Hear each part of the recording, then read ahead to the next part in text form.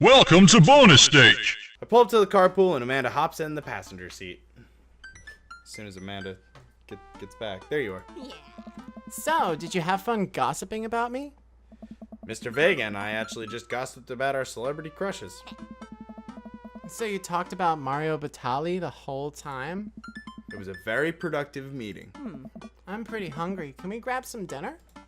Sure thing. We can make something at home. Let's go to the mall food. Let's go to the mall food court. Let's Branch out. have her. Oh wait, I don't want to like embarrass her if she sees her friends. No, let's go to the food court. Does that sound good to you? Yeah, sure. Why the mall? Oh no. Jeez, can a dad take his daughter to the mall? Will you buy me things? I will buy you a thing. Singular. Sounds like a deal to me. Oh. We drive in silence for a short while. Amanda plays a game on her phone. I should say something. You know, sometimes when a kid gets older, they find that they have to keep things hidden from their parents. And that's okay, because sometimes it's what kids do. And that's okay. But also, sometimes it's good to have a parent's perspective, because, you know, maybe the parents have also dealt with similar situations. And maybe they're a little cooler than you give them credit for. Anyway, what I'm trying to say is that it's good to share. I love you. Have you been reading my tweets? You have a Twitter? What? Never mind. Look, sweetie, Mr. Vega said you haven't been participating in class and that you're not turning things in. Huh? Oh, I'm fine, Pops. Senioritis and all that. I thought you liked Mr. Vega's class. It's fine. He's fine. We pull up to a stoplight and I eye Amanda. She's still texting. I want you to know that you can talk to me about anything. Uh-huh. I can tell that whatever it is, she doesn't want me knowing about it. That's frustrating. I heard Emma R is going to that fancy art school in California. That's exciting. Oh god, that's gonna fucking trigger Yep. her. No. Are you bummed that you guys aren't going to the same school? Yep. Amanda keeps texting. She stifles a laugh. What's so funny? I don't think you get it. Okay. Who you texting? Noah, Who's Noah? my friend. Does he go to your school? Yep. What's his social security number? What's his credit score? Do you like Noah? Hey. What? No. Dad? Ugh. I Expert. can't believe you would. Ugh. Dad. I mean, jeez. Why would you? Ugh. Gross. Sorry, just asking. Dad, he's just my friend. Guys and girls can be friends. He's my friend. Huh? Okay. Jeez. This is going well. Well, good talk. Love you, kiddo. She leans forward and turns up the radio. I guess that conversation's over. To the mall, then.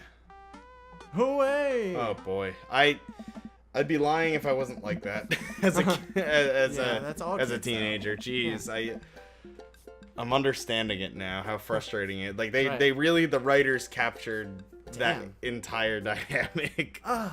Dad. Gross. Ugh. We arrive at the mall, a big indoor shopping center with a couple different floors. It's kind of dead, but that doesn't stop a mall security guard from yelling at a group of loitering teens. Let's eat something disgusting for dinner. Hell yeah. Language, Missy. Heck yeah. Better. I just remembered your dad. Oh yeah. Hades, Michaela. For those of you who need background, Michaela is Rich's younger, 22-year-old sister. Yep. Well into young adulthood. Yeah. We approach the food court and evaluate our options. There's greasy restaurant after greasy restaurant. My heart burns just looking at those menus. Nobody looks too happy to be there. What are you in the mood for? Bread dipped in sugar? Bread with cheese on it? Or do you want me to just inject some fat directly into your bloodstream? I extend my hand to her. Would you do me the honor of sharing some nachos? She takes my hand with a grin. It would make me the happiest, cheesiest girl alive. We order a giant pile of chips that unnaturally orange cheese from a very unenthusiastic and possibly stoned teenager. We take a seat at a rickety table and dig in. These are bad. These are very bad. But also strangely delicious. We have to eat through the pain. We enjoy the fluorescent cheesy goodness together until we're all out of nachos. So, something's been bothering me for a while. Can you explain memes to me? Oh my God. Dad, oh my God. Sigh. Which meme? All memes. Amanda sighs deeply and places her head in her hands. Dad, it's complicated. See, memes are inside jokes shared by a bunch of people that get less funny the more people do it. So the problem is that by the time a meme gets to you, Dad, all us youths have already done the job to death. Ugh. And what's worse than that is that movies and TV and video games will try to jump in on a meme train, but just based on how long it takes to make them, the meme will be long dead by the time it comes out. So it just dates it and isn't funny. I remember distinctly there's an NCIS episode where do you watch NCIS at all? Okay.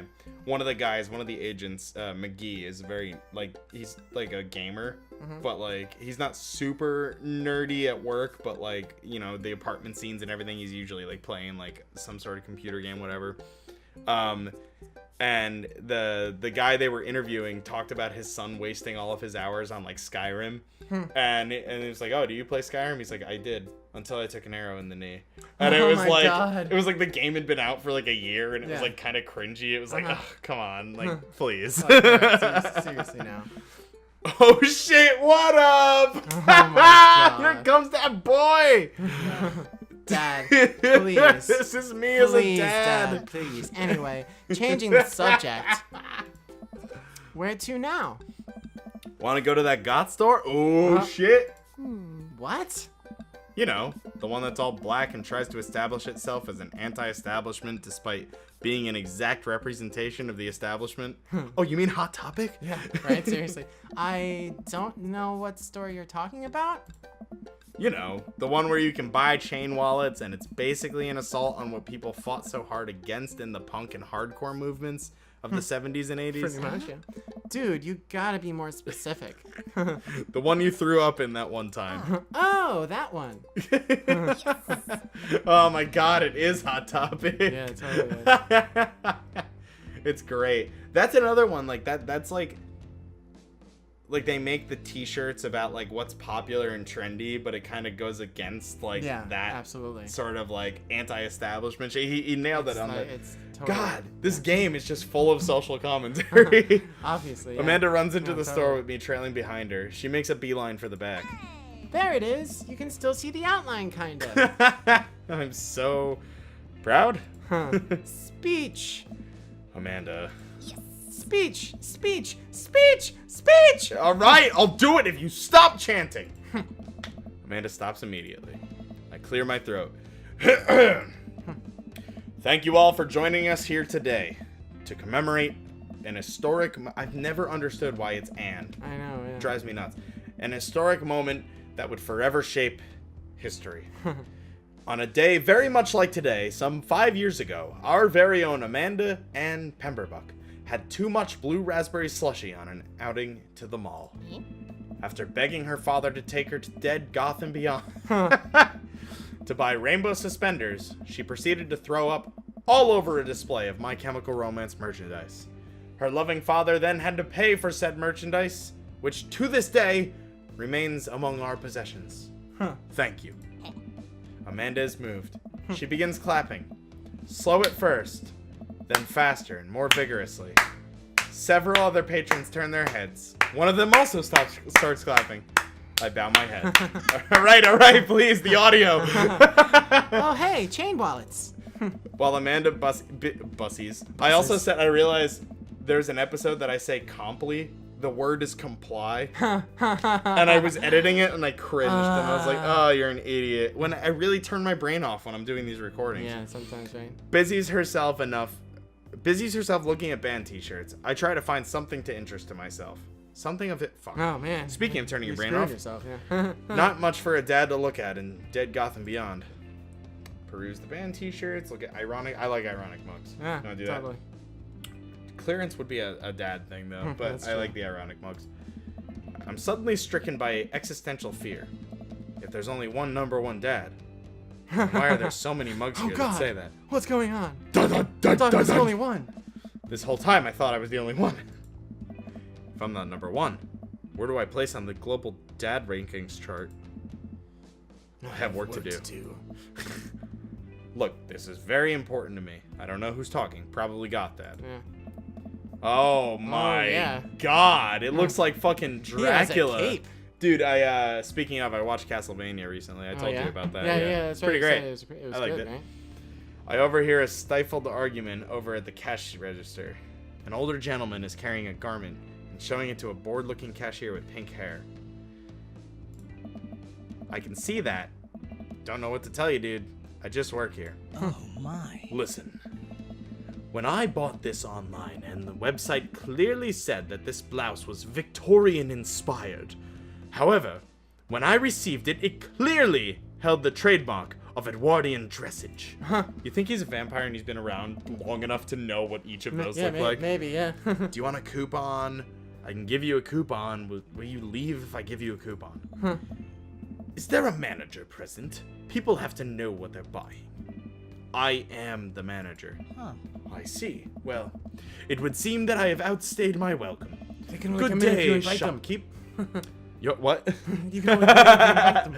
Your superiors will receive a strongly worded letter by post. Whatever, dude. The man whirls around and storms out. I hope he yeah, his literal coattails trailing behind him. I can't tell if they are Victorian inspired or Edwardian in nature. Amanda trots up to me with a t-shirt in her hand. Oh boy, here it comes.